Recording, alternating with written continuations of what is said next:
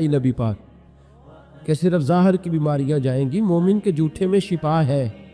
कामिल मोमिन का जूठा जो पिएगा उसकी ज़ाहिरी बीमारियां भी जाएंगी, किसी दरवेश का जूठा पिएगा अल्लाह बातन की बीमारियां भी दूर फरमा। ये हुजूर की हदीस है।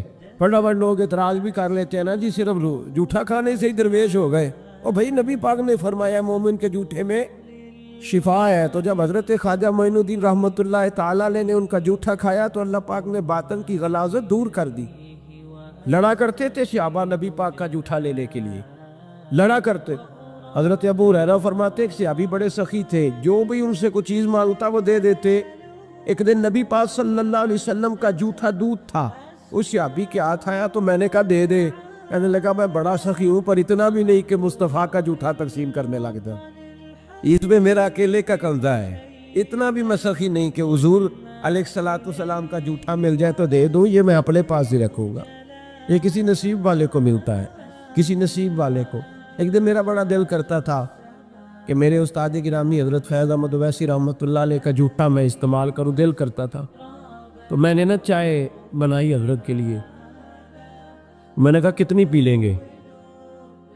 मैं 4, 5, 6 कप चाय बनाई और बड़े कप में डाल के उनको दी, बड़ा गिलास भर के अच्छे तरीके से। मैंने कहा कितनी पी लेंगे? वो बड़ी थोड़ी सी चाय पीते थे। तो अजीब दरवेश हुए, बिस्कुट दिए साथ। तो बिस्कुट चाय के अंदर जब डबोते हैं तो कोई थोड़ा बिस्कुट पीछे रह जाता है अक्सर। तो 3-4 बिस्कुट उन्होंने डबो के खाए, फिर चाय पीने लगे, थोड़ी थोड़ी करके सारे पी गए। मेरी उम्मीद ये थी कि चलो बिस्कुट थोड़ा पीछे रह गया है तो थोड़ा सा मिल जाएगा।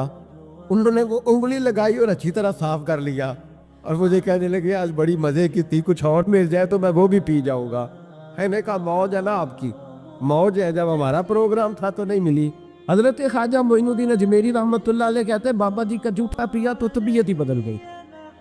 जूठा पिया हज़रत का तबीयत बदल गई। बाग मैंने फरोख्त कर दिया, चक्की मैंने दे दी और बस फिर मैं तेरी तलाश में फिरा जंगल पहाड़ और दश्त में। कई साल मुजाहिदे किए, रियाजतें की, कुरान मजीद हिफज किया। हज़रत ख्वाजा मोइनुद्दीन अजमेरी थे, कुरान पाक मुकम्मल हाफज थे, दर्स निज़ामी पूरा पढ़ा। फरमाते मेरे एक उस्ताद थे शेख महमूद उनका नाम था। तो मेरी तबीयत के अंदर विजदान देखने लगे तो निशापुर के इलाके में एक हारून नाम का इलाका था, छोटा सा गाँव।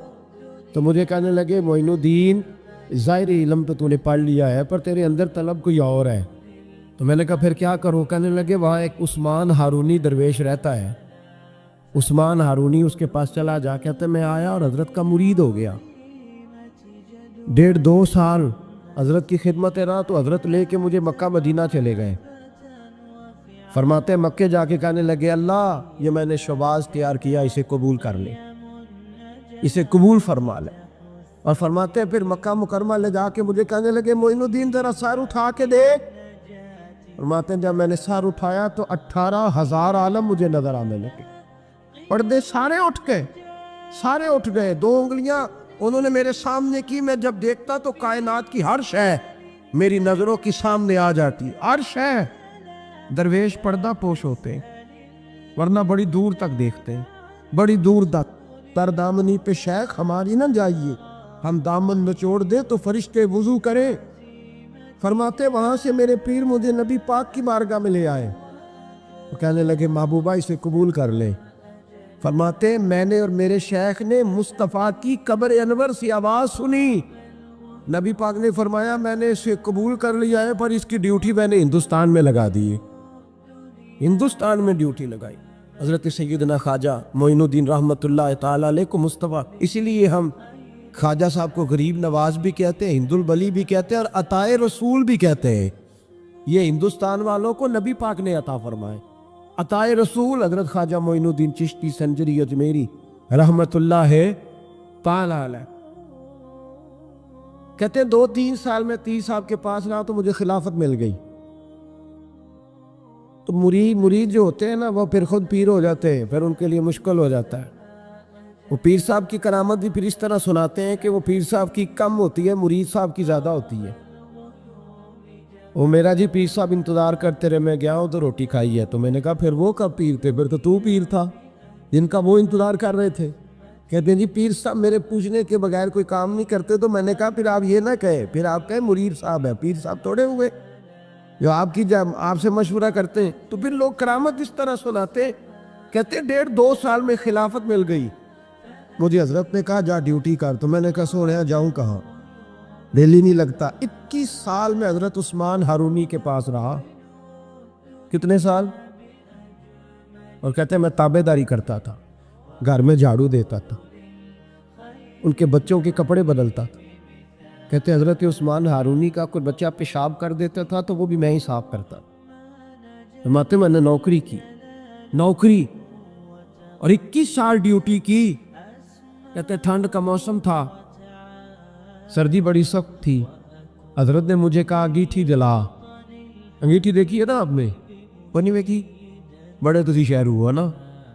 انگیٹھی ہوتی تھی جس میں آگ جلایا کرتے تھے. چلو اب نہیں رہی, گیس آ گیا ہے, ورنہ میرے جیسے جو پینڈو ہیں ان کو تو انگیٹھی کا پتہ ہی ہوگا. تو انگیٹھی کے اندر نا آگ جلا لیتے تھے, تو آگ تاپا کرتے تھے, ساری رات بیٹھا کرتے تھے آگ کے سامنے. تو کہتے ہیں حضرت نے نا بار مجھے کہا انگیٹھی جلا. 20-21 سال ہو گئے تھے نوکری کرتے. انگیٹھی جلائی تو میں وہ حضرت کے پاس بیٹھا ہوں تو آگ تاپ رہے. تھوڑی رات گہری ہوئی تو بارش کے قطرے, شبنم کے قطرے, شبنم گرنے لگی. رات کو پڑتی ہے نا, کیا کہتے ہیں ہم اپنی زبان میں, تریل. وہ کہتے ہیں وہ شبنم گرنے لگی.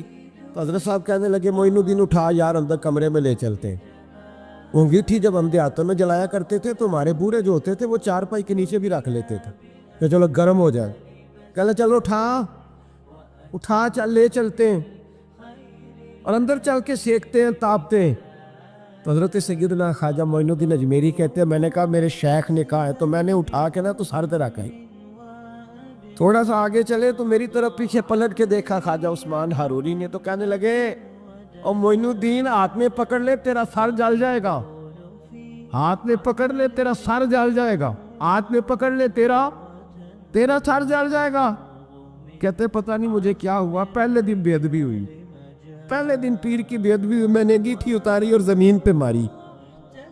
حضرت سیدنا عثمان ہارونی پلٹ کے میری طرف دیکھا, کہنے لگے او معین الدین تجھے کیا ہوا؟ تو کہتے ہیں میں رو پڑا, وجد میں رو پڑ, چیخ پڑا. میں نے کہا حضور 21 سال ہو گئے آپ کو سر دیے ہوئے, سر ابھی بھی میرا ہی ہے. 21 سال ہو گئے سر پیش کر دیا, ابھی بھی میرا ہے. میرے عشق دے وچ مشکوک نہ ہو. نے نیت کدے خطا کیتی, تیری ہر ملاقات میں انج کیتی جویں موسیٰ نال خدا کیتی. ایک تینوں رب بھی نہیں کہہ سکیا, باقی تے ساری رسم ادا کیتی. حضرت خواجہ اجمیر